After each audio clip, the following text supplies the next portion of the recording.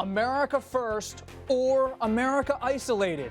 President Trump's trade policies and his nod to Russia anger U.S. allies. I'm Robert Costa. As the president travels abroad, we dig into what it means there and at home tonight on Washington Week. They don't mention the fact that they have trade barriers against our farmers. They don't mention the fact that they're charging almost 300% tariffs. President Trump comes face to face with world leaders he has infuriated on a series of issues. From NAFTA, the Paris Climate Accord, and the Iran nuclear deal, to new tariffs on steel and aluminum. Critics say Mr. Trump is stoking division with longtime partners who are now retaliating, not retreating. There should be no trade wars between allies. Some Republicans are warning that the strategy could backfire. And let's face it, we're now in the opening shots of a trade war. Presidential power. Advocates argue it's unlimited. And yes, I do have an absolute right to pardon myself, but I'll never have to do it because I didn't do anything wrong. Plus, new indictments in the Russia investigation. Joining me tonight, Molly Ball of Time Magazine, Charlie Savage of the New York Times, and Manu Raju of CNN. This is Washington Week. Once again, from Washington, moderator Robert Costa. Good evening. President Trump was certainly prepared for a fight on Friday when he arrived for the Group of Seven summit in Canada. And even before he left Washington, he was confronting longtime allies over trade policy on Twitter. He also made headlines when he insisted Russia should be invited back into the club of industrial democracies. Why are we having a meeting without Russia being in the meeting? Russia should be in the meeting. It should be a part of it. President Trump received a cordial but not overly warm greeting from the other leaders once he arrived. Tensions have been escalating over new U.S. tariffs he put on imports of steel and aluminum last month.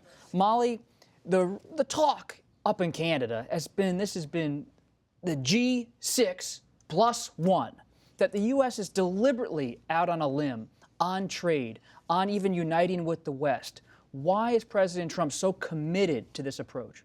Well, in a way, he is simply pursuing the philosophy that he campaigned on and that he brought to the table from the start, this idea that his critics call isolationist, America first or America alone, as you put it yourself. And that is very much his whole, to the extent that he had a foreign policy pitch as a candidate, it was this combating of globalism, right? And it was this idea that America would act only in its own interests. And I think what has changed now, so this is not the first summit at which he's been sort of the proverbial skunk at the picnic, and he seems to enjoy that a little bit, even as sometimes he seems a little annoyed because it's like there's this little high school clique of European nations who are excluding him and talking about him behind his back, and in literal physical terms there have been some very awkward interactions. I think what has changed, though, is that there is finally some bite behind the bark with these tariffs. For over the first sort of year plus of his presidency, he talked a big game, and it wasn't clear what he was actually going to do. Yes, he pulled out of the Paris Accord. That's a pretty symbolic measure. There was TPP, but I think with the tariffs, even with the tariffs, he signed the tariffs, and then he put them on hold. And so there was this idea that, okay, we can manage him. This is all bluster. Now that the tariffs are real, things are getting serious, and they don't know what to do. And maybe he's not just trying to join the clique, Charlie, of Western Europe and longtime U.S. allies, but you see him, in a sense, reimagining world order. He threw a curveball today as he was leaving to get on Marine One by saying Russia should be invited back into this club. After they left in 2014, they were booted out after going into Ukraine. That was absolutely the most interesting thing today. Out of nowhere, as we were saying before the cameras turned on, no one even asked him, should Russia be brought back and to make it this G8 instead of G7 again? He came out there clearly wanting to troll the world by declaring, hey, what about Russia? Of course, Russia has very little economy to speak of at this point, and Russia still is in the Crimea. still is messing around in Ukraine, apparently just murdered someone in England, has done nothing that a normal president would say, oh, they now deserve to be brought back in and rewarded by being restored to this group of industrialized nations. It's the most elite club in the world, as some people put it. I'm not sure how that's a sign of strength for the United States, that they would welcome Russia back without any concession or a sign that they had done something wrong and were being punished for it. But that's now what we're all talking about, and that's one of the things Trump loves, is that we're all talking about the curveballs that he throws into us. We're all talking about it, but is the president listening, Manu? Because you think about on trade, you had GOP senators this week you were talking to. They were taking a different position on that issue. On Russia, Senator McCain and Senator Schumer came out, bipartisan outcry over the president's comments on Russia. Let's hear from a few of those Republican senators and what they had to say. We, seem to want to punish our allies and befriend our enemies. This is more or less an unguided missile because the retaliation can occur in other sectors that really hurt the United States economy. Our allies are scratching their heads saying, what's going on? What is going on? What's remarkable is that there is almost unanimity among the Republican conference opposing imposing new tariffs on our allies. They don't believe this in terms of their free trade policy. However, there is not much support about confronting President Trump within the Senate Republican Conference and the House Republican Conference. And it really shows the power that the president still has over the members. And as I was talking to Jeff Flake earlier this week, he said this should be a layup for us. We all believe in free markets. We all believe in free trade. We should be willing to stand up for this, knowing that we disagree with the president. It's fine. We're in the same party, but we disagree with them. We need to push back. But because of the president's pushback, the Republican leadership is concerned. They don't want to get in a fight with him in the middle of a midterm year. And some are also listening to him and saying they don't want to rein him in and hurt his negotiating ability. So the bill that Bob Corker is developing to try to rein him in on tariffs, that's not going anywhere because the president is opposed to it. And Mitch McConnell, who's opposed to the tariffs, does not want to do anything legislatively because he does not want to take on the president. So the Republicans are hands off. But why were so many world leaders, U.S. allies, Molly, hands-on with President Trump for the last year? They thought they could convince him to come into the mainstream of diplomatic outlook on all these different fronts, yet they seem to be disappointed time and again. Well, I think because for the first year, it did seem like he was all bark, no bite. And it did seem like, this has been, as you know, a constant feud inside the White House as well, specifically over trade. There is a faction of free trade advisors who very much speak to the president's instincts and his gut, and particularly, Lighthizer, Peter Navarro, and they've been pushing Trump to follow his instincts. Trade is, by far, support for tariffs is the most deeply held belief that Trump has politically. It's something he's been talking about, America getting screwed. This has been a tenet of his speech from long before he entered politics. However, as Manu is saying, the conventional Republican thinking on this is diametrically opposed, and most of the White House is composed of conventional conservative Republicans. And so there's been this tug of war all around him. They've put him off. They've placated him. They've delayed him. We spent the first 6 months of the administration arguing about whether there would be some kind of border adjustment tax, and he wanted his tariff. He wanted his tariff. He wanted his tariff. There was an encounter in the White House where he literally said to a group of advisors, "Bring me my tariff," and they wouldn't do it. Finally, he's got his tariff. But I think that to your question, because he's so easily distracted and so easily waylaid, and he wants to make everybody happy all the time. He likes to try to split the difference and have it both ways. And so he was successfully put off of this for a really long time. And because other countries could see how successful flattery is as a strategy for him. We've seen the Saudis do it. We've seen the Chinese do it very effectively. I think there was a thought that the president was unschooled enough in foreign affairs that they could just sort of sweet talk him. But if flattery's not enough, it also doesn't seem, Charlie, yet that the president's paying a political cost for these kind of moves on the international stage. We had an NBC Wall Street Journal poll this week, amid a surging Dow Jones, that 6 in 10 Americans are satisfied with the economy.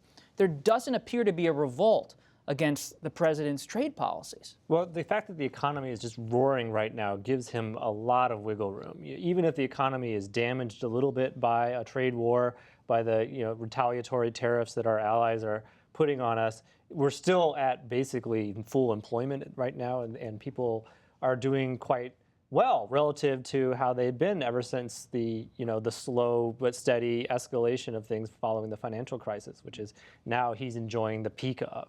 At some point, that party will end, and maybe all this will look very differently. But we also should remember that his unorthodoxy on trade was one of the core appealing things about him to the sort of insurgent campaign that thrust him to the Republican nomination, along with things like immigration, of course. And so being in a position now where he's feeling more confident about the presidency and he's figured out where the levers of power are, or decided he doesn't need to listen to his advisors who are telling him, slow down, or we'll get back to you next week about that. And it's not just about trade, right? There are other things like finally pulling out of the Iran deal and so forth, where we're also seeing 2018 looking more active than 2017 did in the activity versus rhetoric balance. Let's talk a little bit more about North Korea, because President Trump will fly directly to Singapore on Saturday ahead of his summit with North Korean leader Kim Jong-un. When asked if he felt prepared for next week's high-stakes talks, here's what the president said. I think I'm very well prepared. I don't think I have to prepare very much. It's about attitude. It's about willingness to get things done. Secretary of State Mike Pompeo is traveling with the president. He appeared cautiously optimistic that the meeting could change the course of history. The fact that our two leaders are coming to the table shows that the two sides are very serious. President Trump's goal, per Secretary Pompeo, the complete, verifiable, irreversible denuclearization of the Korean Peninsula. For Kim, a top priority, easing trade sanctions, as well as keeping his conventional weapons and his military. Manu, when you think about Congress watching this, they see the president maybe having a major moment in diplomacy, but also Kim Jong-un is going to have a moment. Does that raise concerns among Democrats or Republicans? Yeah, at both sides. I think people want to give the administration a chance here. They certainly don't want nuclear war. They want to be able to see if there's some sort of agreement that can be reached. But look, there is a lot of concern that the president seems so eager to get a deal. All the talk about the Nobel Prize, and they made such a big deal about just sitting down for the meeting. It is significant they're sitting down, but there are all these things going in that, Sarah Sanders at one point said that there would be major commitments to denuclearize up front before the meeting. All those are sort of gone away, and now this is just going to be sort of a meet and greet, this meeting. They've really lowered the bar. But nevertheless, there is still a significant amount of concern that the president wants a deal so badly that he may rush into something that is not suitable to them. And the thing that they're pushing pretty significantly right now on the Hill, on both sides, particularly Republicans, is they want any deal, that if there is a deal, to be a treaty, which would mean that the Senate would have to ratify that, and that's a 2/3 majority. That would require a significant amount of bipartisan support to get that done. So it's a pretty high hurdle to get to that point, let alone any deal at all. Yeah, I mean, the concern has always been that Trump will give away the store, and it seems like ancient history now, but a couple of weeks ago, he did actually pull out of the summit. And that was, to many of those who are concerned about that possibility, that was a relief to a lot of Republicans, in fact. You had a lot of them sort of coming out of the woodwork and saying, by the way, we always thought this was a bad idea. And all of a sudden, you don't hear from them anymore. But that was a signal that perhaps he was not just so committed to the photo op that he'd do anything to get it. Is there power in that photo op for President Trump, even if he doesn't get a commitment on June 12th? I think he believes that there is, because he believes that he is doing something unprecedented. You heard him say just yesterday with the Prime Minister of Japan saying, all of these other presidents should have done this. I'm basically cleaning up their mess. I'm the only one who can do it. So he is very invested in the idea of this. However, the experts will tell you it is also a propaganda victory for the North Koreans. The North Koreans have wanted this for decades, and no previous U.S. president has been willing to give it to them because of the propaganda victory that it represents, because of the legitimacy that it confers on this repressive regime. Could we see some things, Charlie, that come out of this on June 12th, an end to the Korean War? Maybe not a big treaty, Manu, that will be sent to Capitol Hill, but we could see an end to the Korean War, release of Japanese refugees, and the continuation of the process. And how would that be received if it was a little bit smaller bore? Well, it's certainly, we're not going to see I feel 100% confident in predicting that coming out of this meeting in Singapore, North Korea will completely denuclearize the peninsula. Like the notion that Kim Jong-un will ever agree to give up his nuclear weapons seems really far-fetched. What seems realistic down the road would be something like the Iran deal, which of course Trump abrogated, which a cap on what they have now, maybe elimination of certain missiles, certain adjustings and downsizings. But the notion that they're going to give up their nukes at all seems crazy to me. And so beyond that, there's been very little policy level substance preparation at the working group level between the two countries heading into this. We didn't even think there was going to be a summit as it was on again, off again. And so this at best, this is going to be the photo op and the sort of blessing of talks to continue. At that point, Kim Jong-un has a victory because he sat down with the American president as equals on the world stage, and whether anything more comes out of that may even be incidental from his calculus. Let's turn for a moment to the Russia probe. There's so much news every week. We're doing our best here. But Special Counsel Robert Mueller filed an additional indictment on Friday against former Trump campaign chairman Paul Manafort. He also added Russian citizen Konstantin Kilimnik as a defendant. The new charges accuse both men of obstructing justice and witness tampering. Mueller's prosecutors claim the two men used encrypted messaging applications to contact former business partners to influence their testimony. Manafort, the 69-year-old veteran political operative, is charged with fraud, money laundering, and failure to disclose his lobbying work on behalf of foreign governments with friendly Russia ties. He maintains his innocence and is not cooperating with investigators. His trial, it begins in July. President Trump tweeted days ago that Manafort, quote, came into the campaign very late and was with us for a short period of time. When you think about what the special counsel is doing here with Paul Manafort, his trial's set to start in July. With these additional indictments, is Bob Mueller really just trying to break Paul Manafort, to get Paul Manafort to cooperate? Well, that's what everyone thinks, basically. Bob Mueller does not speak. He is the Sphinx. We don't know. But it sure looks like the strategy here is put intense and escalating pressure on Paul Manafort as the most likely link, if there was any sort of collusion, who would have been in a position to know and get him to flip. And now this looks like a move towards revoking his bail and sending him back to prison before the trial would start.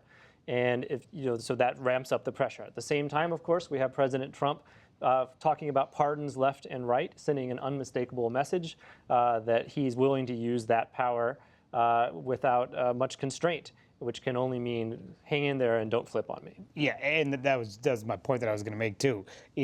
To Manafort about cooperating, he has to be thinking about the fact that this is a president who feels emboldened about his use of the pardon. I mean, today on his way to Canada, he said he's considering 3,000 pardons. A president at this stage in his presidency, that's suggesting that is remarkable, let alone him saying that he could pardon himself, although he doesn't think he'll ever have to do that, but he believes he has the power to do so. And he has said repeatedly that he believes that Paul Manafort has been treated unfairly through this process. So if you're Paul Manafort and you see these charges piling up, perhaps you're thinking, fight this out, and if I do get convicted, I'll get pardoned. And maybe I'll get pardoned even before I'm convicted. So Manafort may ultimately decide, fight it out and see if Trump eventually sides with him. Mo, you have a terrific cover story in Time magazine this week, and it's all about the long evolution of the Mueller investigation. We're now talking about pardons. The Manafort trial is set to start in just a month. Mueller's report on the president's conduct could come this fall or even late summer. Where does this investigation stand after all your reporting? Well, in some ways, we still don't know, because in some ways, we do not know what the time frame is. And a lot of the critics of the investigation, such as the president, have said that this has gone on too long. And at this point, since they believe it is a plot and a conspiracy and a witch hunt, they think the only reason the investigation is still going on is that he's found nothing. But as long as the investigation keeps going, it makes the president look bad. A cloud is cast over his presidency. Now, if it is true, is the case that he is simply continuing continuing to investigate, it would not be an unusual length of time for an investigation of this complexity to continue. And we have seen steady progress. We have seen, already 19 people indicted. 5 of them pleaded guilty. 20 now. 20 now. Yeah. That's right, with the addition of Klimnik. And I think, as Manu was saying, the signal, every signal that Manafort has sent is that he is fighting this and not considering caving, including the fact that this new indictment is for allegedly tampering with witnesses. So instead of thinking about copping a plea, he's out there trying to lean on people not to testify. So this is, but I don't think anybody knows where this all winds up. We'll be tracking Paul Manafort and his trial all summer, to be sure. Thanks, everybody, for joining us here tonight. We have to leave you a few minutes early so you can support your local PBS station that in turn supports Washington Week. We thank you and your local station. Our conversation will continue online on the Washington Week Extra, where we will talk about presidential pardons, as we were just for a moment, and talk of a possible blue wave in November. You can find that later tonight at pbs.org/Washington Week. I'm Robert Costa. Enjoy your weekend.